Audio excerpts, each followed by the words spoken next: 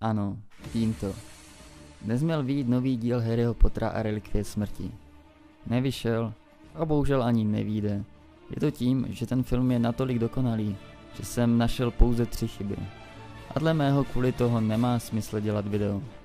Je to pro nás všechny určitě velká rána. Já sám z toho už druhý den nespím, ale musíme se s tím smířit.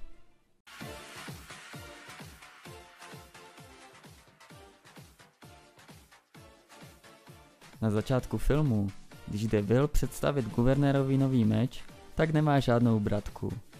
Dojde domů a už jí má docela slušnou. To bydlí celkem daleko teda. Mimochodem, nezdá se vám, že na druhém obrázku to vypadá, jak kdyby Will právě brečel?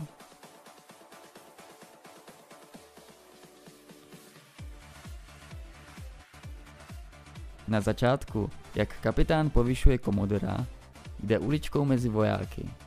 Vzadu stojí voják, který má chvilku svoji brašnu na pravém boku a chvíli má zase před sebou. Silně pochybuji, že se může na takové události jenom pohnout, natož si upravovat brašnu. Říkám to pro případné chytráky, kteří budou psát: tak si ji přendal, nemůžeš hledat nějaké pořádné chyby.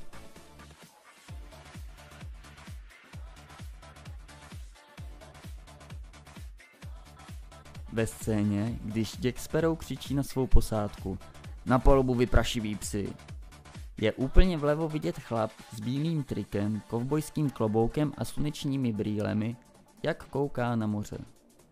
Nejspíše to bude člen štábu, co já vím. Určitě tam ale nepatří.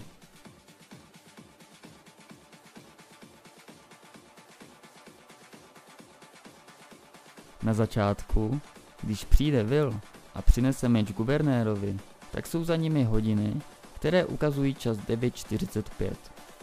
Když dojde guvernér za Willem, je najednou 9:42.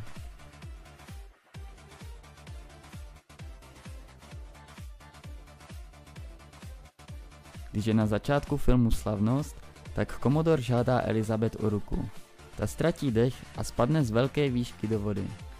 Ještě předtím, než spadne, jde vidět, že má kolem krku zlatý náhrdelník a medailonek.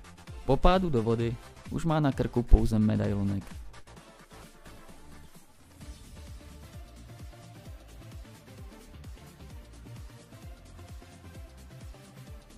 Když přijíždí Jack na své lodi, která je už více jak z poloviny potopená, zvedá pravou nohu. Na molo ale šlápne první levou nohou. Teď už mi nemůžete psát, že to jsou kouzla. Harry už skončil.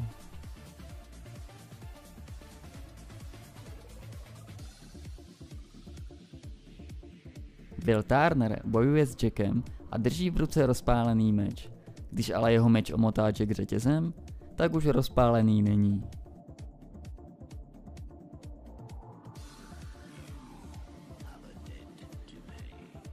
Jack Sparrow verbuje posádku na svou loď. Jedna z nich je žena a hrozí mu pravou rukou.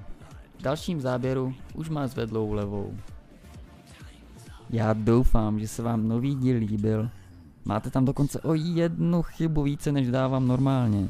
A dávám novou hranici a ta je 2000 lajků. Pokud to tam bude ještě dnes, tak očekávejte zítra nové video. Veškeré odkazy na mě máte v popisku videa.